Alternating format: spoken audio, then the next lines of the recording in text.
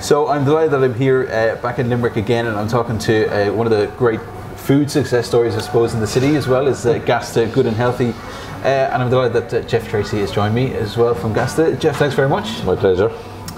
First of all, Gasta, what is it that you do? We're a health food business. We operate a couple of different revenue streams. We have the restaurant here, obviously. We operate an online business. It's gastafood.ie. We specialise in healthy, paleo, clean meal plans delivered to any door nationwide. We also do cooking classes, and summertime we're getting into a vending machine business as well. I came to you guys about 2 years ago to interview for a local radio show. It's been interesting to see how you've transitioned and kind of changed direction, pivoted a little bit in your business over the past couple of years.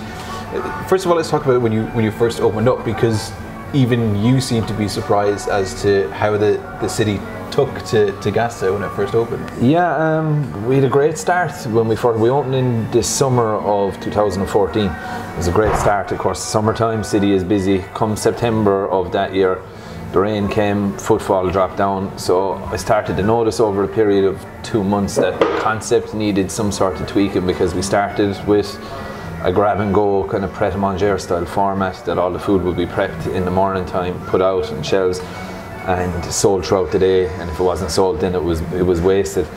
And it turns out that needs a high footfall, and as anyone would know, the footfall and trade in Limerick City is challenging at times. So that November we evolved into kind of a more of a restaurant format, kind of a McDonald's style format. And then in May 2015 we completely changed. We redeveloped the inside of the interior of the shop, completely changed to that format. It's interesting that you used that analogy. You said the McDonald's format, whereas your food is probably a million miles from what people would get at McDonald's. So what do you mean when you say the McDonald's format? You come into the shop, you look at the menu boards, which are behind the person serving at the till, you order the food. It's generally either given to you there on the spot, or it's dropped to your table within. Because it's healthy fast food, we have a 10-minute timer that you get that with your table number. If the food isn't to you in 10 minutes, the food is on us. We rarely get caught. And it's literally a timer. It's a little it's an egg timer. Yeah. So works a treat. Yeah, and how have you gone on from there? Because I know that a lot of things have developed since then.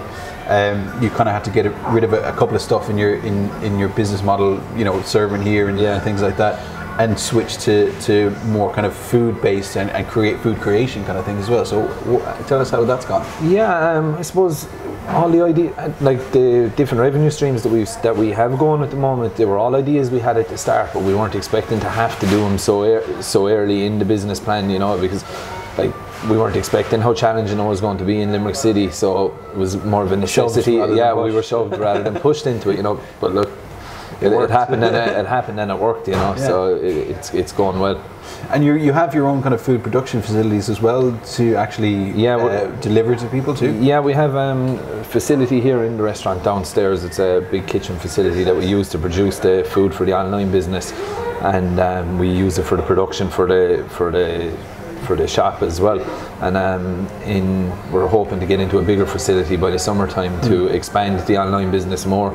At the moment, we don't even push it that much, because we don't have the facilities to, like, if we have a certain number of orders that we're able to take and handle in the current setup, so that's why we're looking to get into a bigger facility, and we can expand that, and we can get into the healthy vending machine business as well.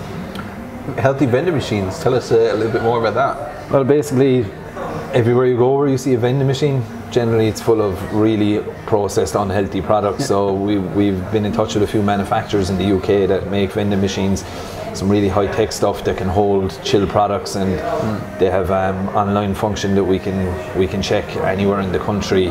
If we have a vending machine anywhere in the country, we can check what's selling in it, what's not selling. So they're really easy to manage.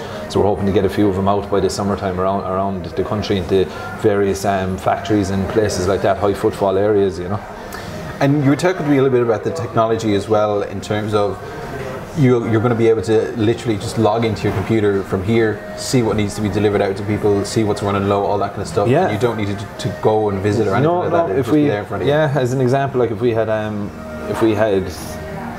machine down your neck of the woods in Clare, if we were sending a van to Clare that day to service all our machines the night before, we'd be able to log on to the back office system of the vending machines and see exactly what's sold and what hasn't sold is the most important thing, and just produce just enough to send down there that day, you know. So it's really easy to manage. And what's the target market for a healthy vending machine? How do you find the place where it fits best? Anywhere high footfall, really, like, you know, because like if you look at any factory with large numbers of employees, there is more and more health conscious people working in these places, and generally in places like that, I don't like the slate canteen food or anything like that, but it's kind of a known thing that canteen food is bad. It's not the best, you know. So, and then especially if all the other vending machines are full of sweets and things like that, you know, there's definitely a gap in the market for it. And how do you drive that side of the business? Because obviously you have to take care of the bricks and mortar as well as as well as develop the online as well. So where do you find the balance of which way is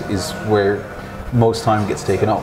Well, most time gets taken up in the shop, but saying that, we implemented a systemization process there last June to get ready for, you know, an expansion plan in the restaurant. We started systemizing the business here, the restaurant itself, over a period from, say, probably June or July to around now. We're kind of only finishing it up, so that completely takes me out of this business, out of the restaurant, to drive on all the other revenue streams.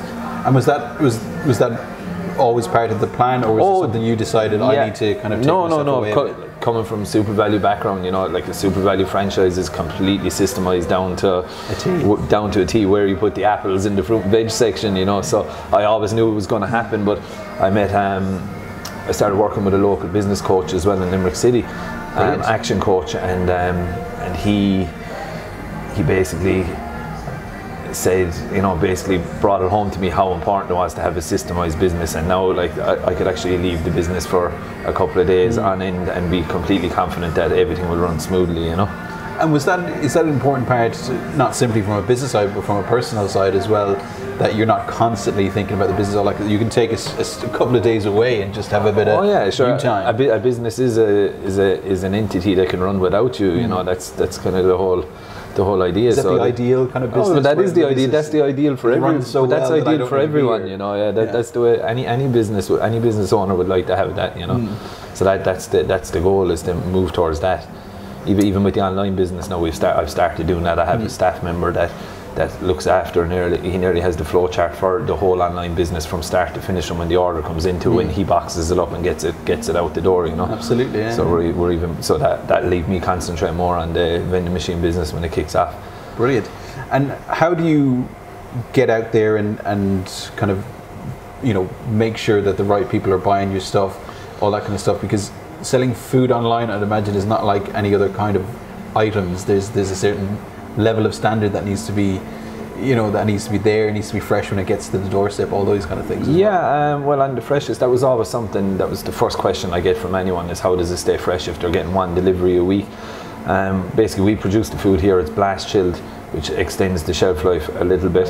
I imported a chill packaging system from the UK, and that's designed and tested to hold food at 2 degrees with outside ambient temperature, so it can be delivered by any courier service. So when it gets to the customer's door, it's the same as if it was kept in the fridge all night.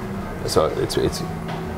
And is the idea for that is to, for people when they make out their healthy food plan for the week or something like that, that Gasta is the first place that they look at, because they know they're going to get the gluten-free, or they know they're going to get all the stuff that they want. As such, like, we looked at, when we started the online business, we looked at targeting gyms and things like that, in places like that, obvious places where people would look to eat healthy and order a meal plan.